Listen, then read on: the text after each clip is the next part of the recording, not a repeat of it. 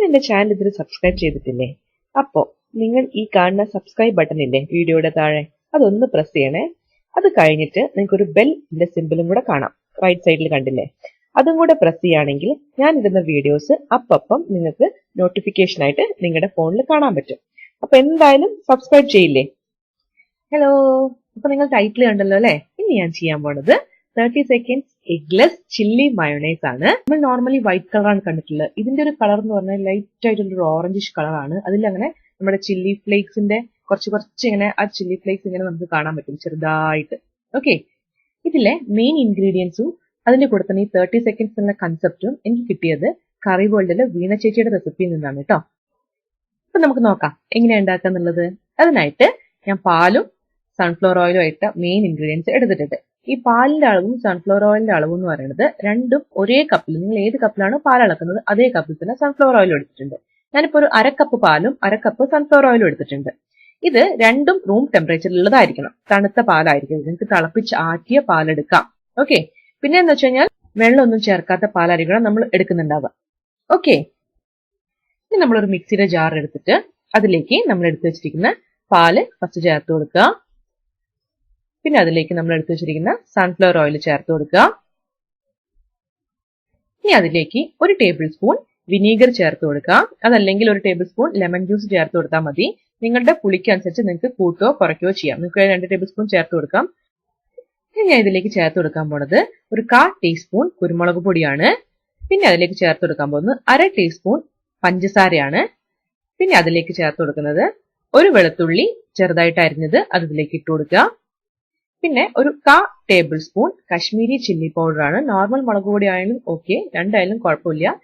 ഇനി ഞാൻ ചേർത്ത് കൊടുക്കാൻ പോകുന്നത് നമ്മൾ വറ്റൽ മുളക് ഒന്ന് ചതച്ചെടുത്തതാണ്.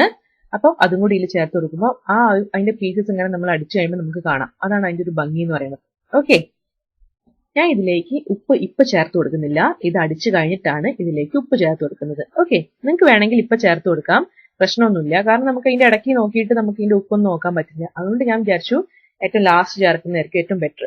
ഇനി ഞാൻ ഇതിനെ 30 സെക്കൻഡ് ഏറ്റവും ഹൈ പൾസിൽ ഇട്ട് അടിച്ചെടുക്കാൻ പോവാണ്.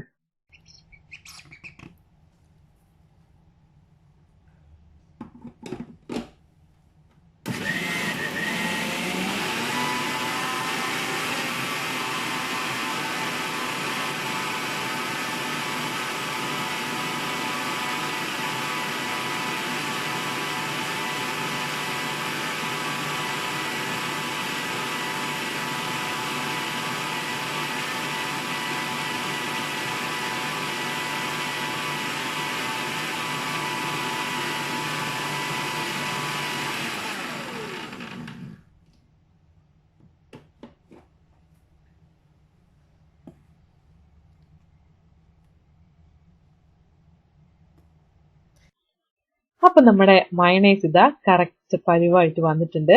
കണ്ടില്ലേ? എടുക്കുമ്പോ ഇതാ ഈ ഒരു പരിവാണ് നമുക്ക് മയണൈസിന് വേണ്ടത്. അതേപോലെ തന്നെ വന്നിട്ടുണ്ട്. അതിൽ ചെറിയ ആ ചില്ലി ഫ്ലേക്സിന്റെ ചെറിയ ആ ഒരു തരി കാണുന്നുണ്ട്. അതാണ് അതിന്റെ ഒരു ഭംഗി.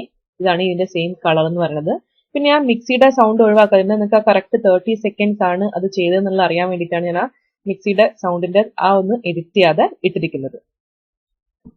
അപ്പൊ ഞാൻ ഇതിന് വേറൊരു പാത്രത്തിലേക്ക് മാറ്റിയിട്ടുണ്ട്. ഇനി അതിലേക്ക് ഉപ്പ് ചേർത്ത് നല്ലോണം മിക്സ് ചെയ്തെടുക്കുക.